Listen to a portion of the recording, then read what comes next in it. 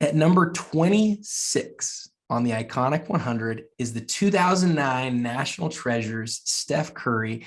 And here to talk about that card today is somebody who I know knows this card better than just about anybody. Jameson Long, Exquisite Sports Collectibles on Instagram.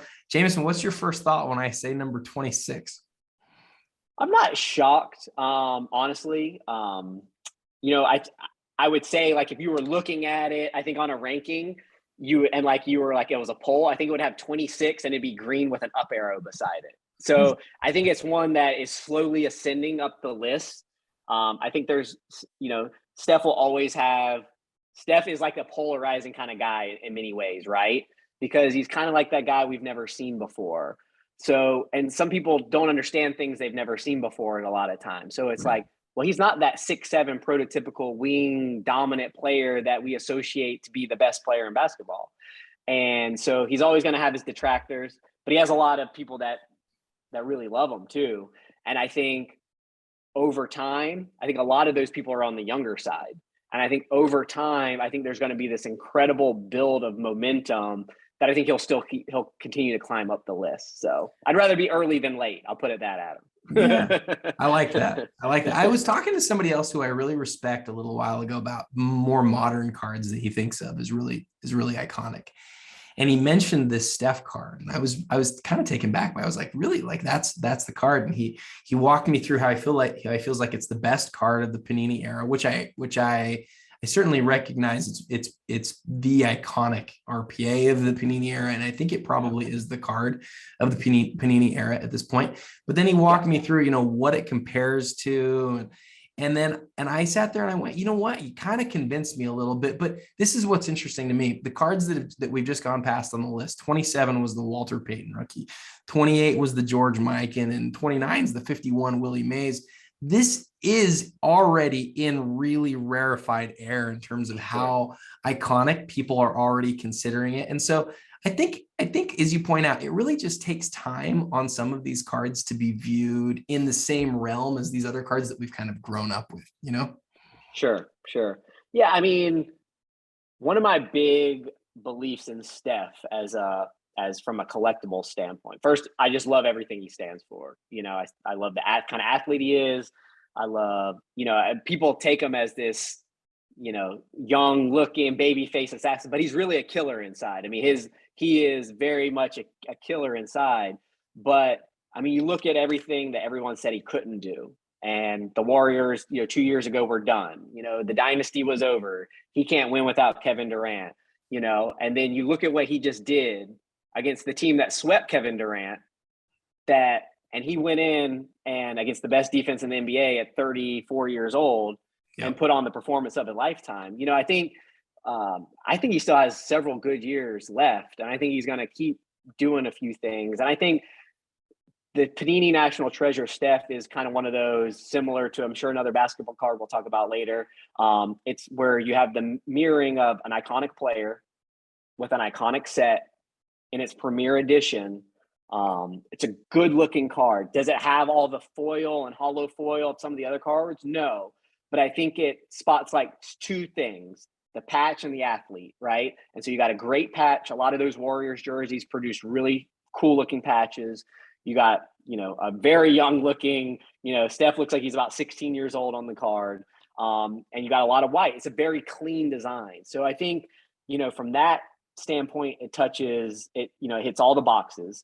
And I think, I have 2 young kids. So when I go, I look at, like, you don't see at like younger kids basketball, you don't see a lot of LeBron James, Kevin Durant type jerseys. You see a lot of Steph Curry jerseys. You're starting to see more Under Armour shoes.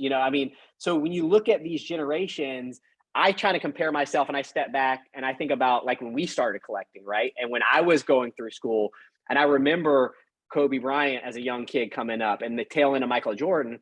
But then when I got older and I had disposable income, that's when you saw the real bull market of basketball cards, was people our age now having disposable money after watching these guys when we were kids. Now we could finally obtain these cards that we dreamed about. So I think there's still that leg up with Steph. I think he's finally starting to get it with established collectors. Obviously, PWCC just ran that one. It did like 720,000, in the premier auction not too long ago. But I mean, I think that has the potential to be $1 million card. I really do. And I think, I think it has the potential to maybe it won't catch LeBron's exquisite, but I think it can nip on its heels if it's not already starting to nip on its heels in the coming years. Can Steph, as a player in his legacy, can he catch LeBron? I don't. I think when we look at players, it's a very interesting way. Sometimes we look at players, and I think sometimes the way we evaluate players, like, listen, if Steph Curry and Kevin Durant played a game of one-on-one, would Kevin Durant win? Probably. He's 7 feet tall. Steph probably couldn't do much on defense to him. But when we take a look about how a guy like Steph Curry, and you really have to know basketball. I think a lot of people watch basketball, don't know basketball, and don't know the dimensions of the court, and don't know. But when you look at the gravity and the attention that guy brings, I saw a take the other day on TV. Everybody that's played with Steph Curry has played the best basketball they've ever played in their career, right? Look at Andrew Wiggins. Look at what happened to Andrew Wiggins this year. Look at guys like Jordan Poole, who was a G leaguer, came to play last year. And it goes countless players that have come to play. I mean, even Kevin Durant, that was probably the best version of Kevin. Is there versions where he scored more points and stuff? Yeah, there has been. But as a total player, that was probably the best version of Kevin Durant we have ever seen or will ever see. So I mean, I think there's so much that he does off the ball, whether it's screens, whether it's constant running, his motion, just the traffic that he sucks out and allows the Warriors to play 4-on-3 a lot. I think it's highly underrated. And so I think his impact on the court, I know I'll probably get killed for this, is up there with guys like Michael Jordan and Magic Johnson and LeBron James. I think he's in that breath of the impact, at least offensively, that he can create on the court. He will never be the defensive player that probably Michael Jordan and Kobe were, but I think offensively he's right there with some of the greatest that have ever played the game. So I love your take, and I agree with it, but most people don't. To me though, the championships speak for themselves, right? Like, yeah. I would argue that because Steph who he is, there are other players that we think of as Hall of Fame players. We think of Draymond as a Hall of Fame. Draymond Green will be in the Hall of Fame, and so will Klay Thompson. And they both had great careers. But like Tim Duncan, I think, was responsible for Manu Ginobili and Tony Parker being Hall of Fame players. I would argue Steph, the reason that those other guys are Hall of Fame players is because of who Steph Curry is. And so he never left, right? He's this generation's Tim Duncan. For sure. He's the guard Tim Duncan. He's the guard version of Tim Duncan. He's the guy who because he because he was there, the team had a dynasty. And when you think about how that relates to his key cards, he just doesn't have a lot of grail type cards. I know you've got some of them, right? You've got the Logo Man autograph, and there's other cards, but like, he didn't have the insert era. He's got a couple of big rookie cards, right? He's got the Chrome, right? He's got the NT, and he's got a few other autograph type cards. But since then, his number of cards that are considered like iconic or super recognizable, we're still trying to figure out which cards of his are those big. Yeah.